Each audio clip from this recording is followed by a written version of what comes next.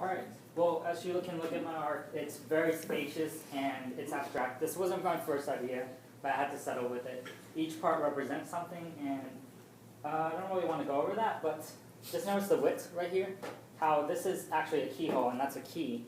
And that's how it is in India. They have a t-shirt. Anyway, so it's like undertext. There's a lot of undertext within width. Back That's, up. Go back to the India part. Back up to the India part. What is it? This is my time. India. Okay, this doesn't count. Okay, Time. stop this. Can you stop this time for a second? Yeah. Alright, subtract a minute. Okay, so... I stopped it. I don't need to subtract anything. I stopped You're it. only 34 seconds in. Yeah. Okay, it's cool. Still, okay. I'm going to go over some of them maybe as we go on, but probably not. So I want to focus on the author's purpose. Don't yell. I'm sorry. Okay. So the author's purpose. Why did she write this literature, and what is the purpose of it?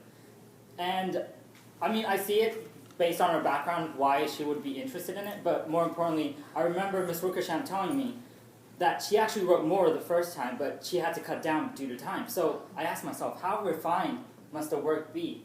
And all the archetypes and small cast, what is their persona meaning, both undertext and within the scenes? And more importantly, the students. They were nameless and they were so minor, so why did she include that? And in fact, I think it's arguably, if not indefinitely, the most important part about the book. Student 2, he says, why does Don make everything so complicated? It's like he's hiding something. John Donne is really confused, so he hides behind all this complicated stuff, hides behind this wit. This basically explains asks the question that the author is trying to have us apprehend. She's trying to have us apprehend her insinuation on the matter. See, the controversy over wit, the semicolon and colon, that's even argued with Professor Ashford. She takes a step back and argues both of those points without really arguing. She does something more profound. Instead of arguing someone, she actually shows you. So you come up with the idea on your own, which I found very interesting. And more important, Vivian is very important because this is a far stretch, and I'm not sure because it's completely new that I just came up with this morning.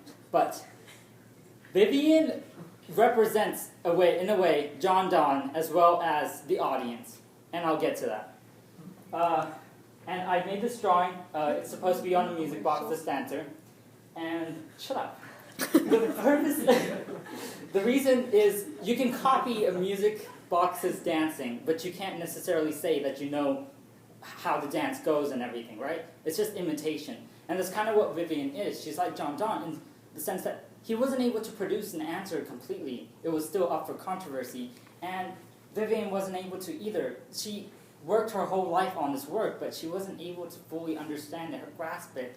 Because you can't really cultivate philosophy if you don't engage in something yourself and have it on your own. You can only study. And it kind of gives us a dramatic irony once we notice this important piece of text. And I think the reason the student was nameless was because, as Vivian says, almost every year an intelligent student asks me this question. And it's because it's a good question. Hold up. Yeah. So Professor Ashford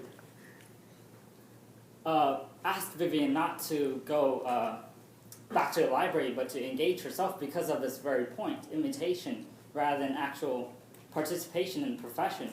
And what's her name? Margaret Edson. Yeah, okay.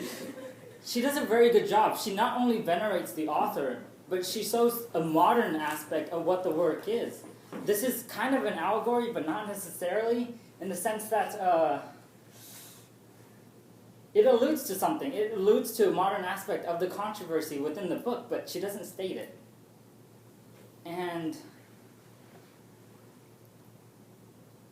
the audience part, yes. See, as you go on throughout the book, her perspective changes. She starts to understand, and she starts to become like the audience. We understood from the very beginning, or from that middle point, the dramatic irony, but she starts to realize it too. She wasn't able to complete it, but with her experience that's told to us, we understand.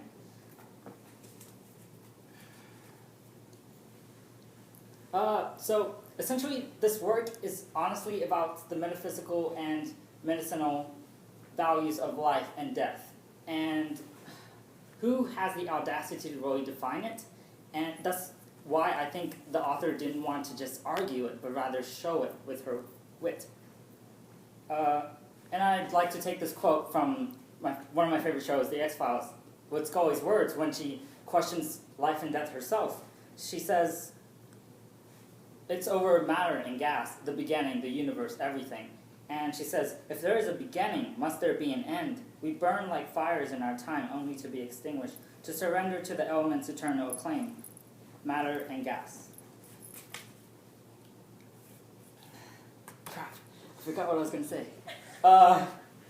So, you see, well, every one of you knows that the nurse and Jason... Susie. Thank you. Susie and Jason played the semicolon and colon. No, semicolon and comma. There we go. See, and I think she had some trouble making the things progress so quickly, and I think that's why the popsicle scene was inserted, as with Harold literature like a professor, communion, the popsicle represented that, and it showed how they were becoming closer, not only physically, but metaphysically. And then we have Jason, complete irony. It doesn't even make sense why. He covets cancer so much Covets? that, I thought it was covet, okay. I never said the word, I've only read it. Okay, he covets cancer so much, but yet the purpose of it is not really want. So, Okay. So he values, what you're saying is he values cancer so much. Is that yeah, what but you're saying? wrongfully. I use Wrongfully. covet because Okay, yeah. covet. Okay. Because He values it wrongly. wrongfully, it's kind of personal bias on my Right. part, Right. and I plan to state that, but y'all didn't give me a chance. No, keep going, keep going. Yeah. You got one more why? Like, why do you think that? Keep going, we're waiting for the one. Well, it's because it's so rude. I mean, maybe it's my personal values, but it's so rude to be in the presence of someone and ignore them in such a manner. He specifically just stated, "I don't care about you, I'm just here because I'm doing my job, so get with it." And I didn't really like that, and it's rude. And not only that, but she's an elder and a professor at that, and he was a former student. Show some respect. Right. That's all I have to say. Moving on. So the undertext was essentially a way of defining the modern aspect. And how much time do I have? 2 minutes. It's 8 minutes right now. Oh, dang. That's kind of perfect for questioning. I'm not sure if I want to add more. Can I ask you a question? Yeah, shoot. So, judging off of Jason, I'll let you think about it. So thinking about Jason, would you say that that's not how he is as a person? Do you think that he did that without thinking about what he was saying, or do you think he actually thought what his words would mean? I have two answers to that. Okay? Okay, one, I don't think it matters, because the purpose of the novel is to represent the semicolon with him. Right. And that's all she's trying to, it's an allegory, essentially. So it doesn't matter. And he only portrays what the author wants to convey. So that's one answer. The second answer is, if they were real characters, I think that he definitely meant it. He's not exactly socially savvy like me. I'm kidding. Wait. Are you saying you're not socially savvy? Sexually. What? Okay. No. Go on. Jason, Vivian, in a lot of ways, was they were similar. Like, you could see that they were very similar. Because she says, like, the young researcher, or the young doctor, like the senior researcher, It lacks compassion. Yeah, like, doesn't care about compassion. So, in a lot of ways, I think that he kind of is a mirror image of her, and she's kind of regretting that. And so They're on both her they're both path, on her semicolons path. at the Like, if you at remember that the point. beginning, she wanted the ending to the John Donne poem that wasn't in common. She didn't want that. Yeah. I like this discussion, but I You think don't even know. you're on the right track.